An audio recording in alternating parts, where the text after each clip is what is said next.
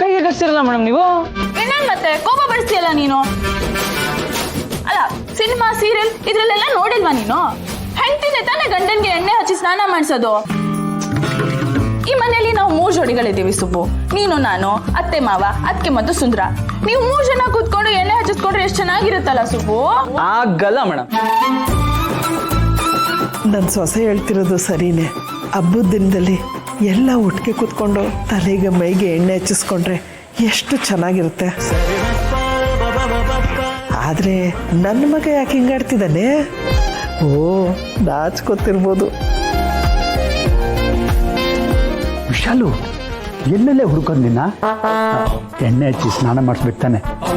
Late ಆಗುತ್ತೆ ಅಂತ ಹಾಗೆ ಸ್ನಾನ ಮಾಡ್ಕೊಂಡ್ಬಂದ್ಬಿಟ್ಟೆ. ಅಯ್ಯೋ, ನಿಮ್ಮ ಮದುವೆ ಆಗಿ 30 ವರ್ಷದ ಮೇಲಾದ್ರೂ ಈಗಲೂ ಎಣ್ಣೆ ಹೆಚ್ಚು ಬರೇ ಅಂತೀರ. ನನ್ನ ಮಗ ನೋಡ್ರಿ, ಹೊಸ್ದಾಗಿ ಮದುವೆ ಆಗಿದ್ರು ಎಣ್ಣೆ ಹಚ್ಚಿಸ್ಕೊಳಕ್ಕೆ ಎಷ್ಟು ನಾಚಿಕೆ ಪಟ್ಕೋತಾ ಇದ್ದಾನೆ ಅಂತ. ಇದೆಲ್ಲ ಇವನ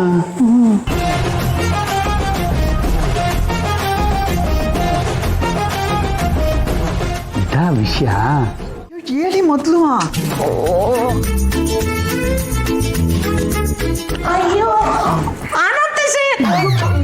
ಏನಿದು ಬೆಳಬೆಳಿಗ್ಗೆ ಪಂಚಾಂಗ ಹೇಳ್ಕೊಂಡು ಕೂತ್ಬಿಟ್ಟಿದ್ದೀರಾ?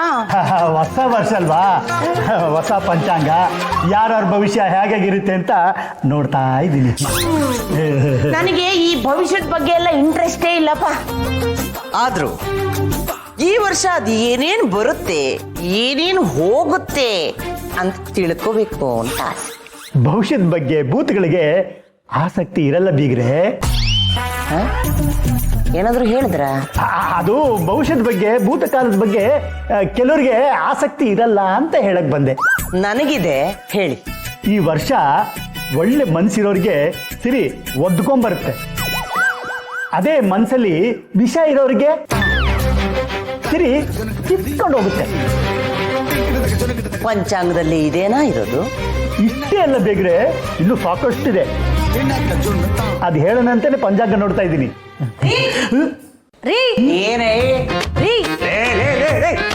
ಯಾಕೆ ಹಿಂಗ್ ಒದರ್ತಾ ಇದ್ಯಾ?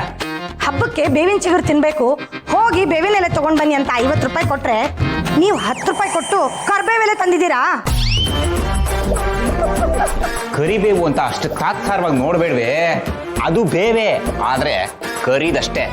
ದಿನ ಒಗ್ಗರಣೆಗೆ ಹಾಕ್ತೀಯಾ ನೋಡೆ, ಅದಕ್ಕೆ ಅವಮಾನ ಮಾಡಬೇಡ ಕಣೆ. ಕಾಸು ಕಮ್ಮಿ ಅಂತ ತಂದಿರೋದಲ್ಲ ಕಣೆ, ಕಹಿ ಕಮ್ಮಿ ಇರೋದು ಅಂತ ಕರಿಬೇವು ತಂದಿರೋದು. ನನ್ನ ಮಗ ಮಾಡೋ ತಪ್ಪೇ ಆದ್ರೂ ಎದುರಿಗಿದ್ದವರು ತಪ್ಪಗಿರ್ಬೇಕು, ಹಂಗ ಮಾತಾಡ್ತಾನೆ. ಎಷ್ಟೇ ಆದ್ರೂ ಈ ಕಾಂತಮ್ಮನ ಮಗ ಅಲ್ವೇ? ಧನ, ದೇವ್ರ ಮನೇಲಿ ಬೇವಿನ ಚಿಗುರಿದೆ, ತಗೋ. ನಿಮ್ಮ ಅಪ್ಪಾಜಿ ಬೆಳಗ್ಗೆನೆ ತಂದಿಟ್ಟಿದ್ದಾರೆ. ಹಿಂಗೇನಾದ್ರೂ ಆಗುತ್ತೆ ಅಂತ ಗೊತ್ತಿತ್ತು, ಅದಕ್ಕೆ ಬೆಳಗ್ಗೆನೆ ತರಿಸಿಟ್ಟೆ ನಾನು. ಇದೇ ಬೇಕಾಗಿದ್ದು. ಏನಪ್ಪ ಕರ್ಬೇವಿನ ಸೊಪ್ಪ? ಯಾಕಂದ ಈ ವರ್ಷ ನಮ್ಮ ಮನೆಗೆ ಶುಭ ಅಂತ ಪಂಚಾಂಗದಲ್ಲಿ ಬರ್ದಿದೆ. ಒಳ್ಳೆ ಭವಿಷ್ಯನೂ ಕಾಣ್ತಾ ಇದೆ. ಅಂಥದ್ದೇನ್ರಿ ಬರ್ದಿದೆ ಪಂಚಾಂಗದಲ್ಲಿ? ಈ ವರ್ಷ ನಮ್ಮ ಮನೇಲಿ ಶುಭ ಕಾರ್ಯ ನಡೆದಿಲ್ವನೆ. ಮಗನಿಗೆ ಮದುವೆಯಾಗಿ ಸೊಸೆನೂ ಮನೆಗೆ ಬಂದ್ರು. ಮಗಳಿಗೆ ಮದುವೆಯಾಗಿ ಗಂಡನ ಮನೆಗೆ ಹೋದ್ಲು. ಈ ರೀತಿ ಹೊಸ ಜೋಡಿಗಳು ಮನೇಲಿದ್ರೆ ಹೆಂಡತಿ ಗಂಡನಿಗೆ ಅಭ್ಯಂಜನ ಸ್ನಾನ ಮಾಡಿಸಿದ್ರೆ ಇನ್ನೂ ಒಳ್ಳೇದಾಗುತ್ತೆ ಕಣೆ.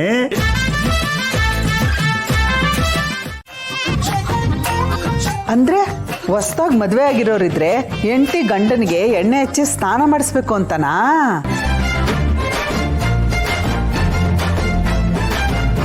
ಹೌದು ಕಣೆ, ಅದೇ ಅರ್ಥ. ಲೋ ಸುಬ್ಬು, ಇಲ್ಲಿ ಕೇಳೋ, ಇವತ್ತು ಯುಗಾದಿ ಹಬ್ಬ. ಪಂಚಾಂಗದ ಪ್ರಕಾರ ಗಂಡ ಹೆಂಡತಿ ಕೈಲಿ ಎಣ್ಣೆ ಹಚ್ಚಿಸ್ಕೊಂಡು ಸ್ನಾನ ಮಾಡಿದ್ರೆ ಇವತ್ತು ತುಂಬಾ ಒಳ್ಳೇದು. ಹೌದಾ? ಮಾಡಿಸ್ಕೊ ಮತ್ತೆ. ಅಮ್ಮ, ಅಪ್ಪಂಗೆ ಎಣ್ಣೆ ಹಚ್ಬಿಟ್ಟು ಸ್ನಾನ ಮಾಡ್ಸಮ್ಮ. ಅಯ್ಯೋ ಮಗನೇ, ನಂದು ಆಗ್ಲೇ ಸ್ನಾನ ಆಗೋಯ್ತು ಕಣೋ. ಸ್ನಾನ ಆಗಿದ್ದಕ್ಕೆ ಪಂಚಾಂಗ ಓದ್ತಾ ಇರೋದು. ಅದು ಅಲ್ಲದೆ ಹೊಸ್ದಾಗಿ ಮದುವೆ ಆಗಿರೋರು ಅಂತ ಹೇಳ್ದೆ. ಏನೋ ನೀನು ಇಷ್ಟಾದ್ರೂ ನಿನ್ನ ತಲೆಗೆ ಹೋಗ್ತಿಲ್ವನೋ? ಏನು ಮಾಡೋದು ಹೇಳು? ತಲೆಗೆ ಎಣ್ಣೆ ಬಿದ್ದು ಎಷ್ಟು ದಿನ ಆಯ್ತೋ ಏನೋ. ಶ್ರಾವಣಿ ಮೊರೆ, ಅವನಿಗೆ ತಲೆಗೆ ಎಣ್ಣೆ ಹಚ್ಚಿ ಸ್ನಾನ ಮಾಡಿಸಿ. ಹೌದಾ ಮಾವ, ಪಂಚಾಂಗದಲ್ಲಿ ಹಾಗಿದ್ಯಾ? ಹೌದಮ್ಮ. ಸರಿ, ಹಾಗಾದ್ರೆ ನಿಮ್ಮ ಮಾತನ್ನ ಮೀರಕ್ಕಾಗತ್ತಾ ಮಾವ? ರೀ, ಬನ್ರಿ ಎಣ್ಣೆ ಹಚ್ತೀನಿ. ಅಯ್ಯೋ ಅಯ್ಯೋ ಅಯ್ಯೋ ಅಯ್ಯೋ ಅಯ್ಯೋ. ವಿಚಾರವಾದ ಅಕ್ಸಿ, ಎಷ್ಟು ವರ್ಷ ಈ ಕಾರ್ತಿಕೇಯನಿಗೆ ನೀನೆ ತಾನೆ ತಲೆ ಮೇಲೆ ಎಣ್ಣೆ ಹಾಕಿ ತಟ್ಟಿ ತಟ್ಟಿ ಸ್ನಾನ ಮಾಡಿಸ್ತಾ ಇದ್ದಿದ್ದು. ಸೊಸೆ ಬಂದ್ಮೇಲೆ ಎಲ್ಲ ಬದಲಾಯ್ತು ಈ ಮನೆಯಲ್ಲಿ, ಪಂಚಾಂಗನೂ ಬದಲಾಯ್ತು.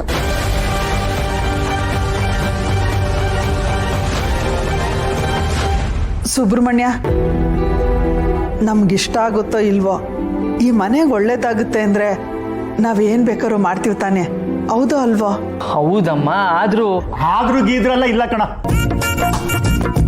ಶ್ರಾವಣಿಮ್ಮ, ನನ್ನ ಮಗ ಅಪರಂಜಿ ಚಿನ್ನ. ಹೌದು, ಅಪರಂಜಿ ಚಿನ್ನನೇ ನನ್ನ ಮನೆ ದೇವ್ರು. ಏನೋ ಇನ್ನೂ ನಿಂತ್ಕೊಂಡಿದ್ಯಾ? ಅಮ್ಮರೇ ಕರ್ಕೊಂಡೋಗಿ ಅವನ್ನ. ಹಾ ಮಾವ.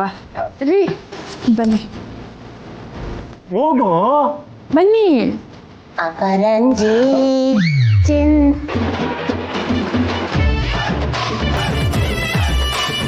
ಮಾವ, ಹೊಸ್ದಾಗಿ ಮದುವೆ ಆದವ್ರು ಮಾತ್ರ ಎಣ್ಣೆ ಹಾಕೋಬಹುದು ಅಥವಾ ನಾವು ಎಣ್ಣೆ ಹಾಕೋಬಹುದು? ತಲೆಗೆ ಮೈಗೆ ಆದ್ರೆ ಹಾಕಬಹುದು, ಹೊಟ್ಟೆಗಲ್ಲ.